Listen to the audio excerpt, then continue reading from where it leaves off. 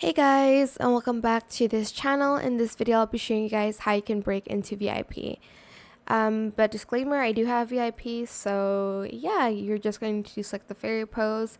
I'm going with the fairy 4 pose, and I'm just going to go up here, and let's just walk at the edge, making sure you don't fall.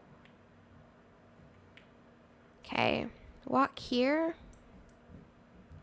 It's a little bit tricky to do if I'm gonna be honest with you guys. I'm just gonna walk over the edge. So don't walk like in the middle because you will fall.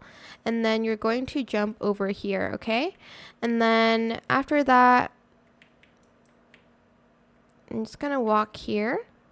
And then you're gonna walk here. And then you're going to go into one of these like booths. Press E space and you're in VIP. Ta-da! That's how you can break into VIP again. I can just go in and out without it, but that is it for this video. I hope it was helpful for you guys. Don't forget to like, comment, share, and also subscribe to this channel if you haven't done that already.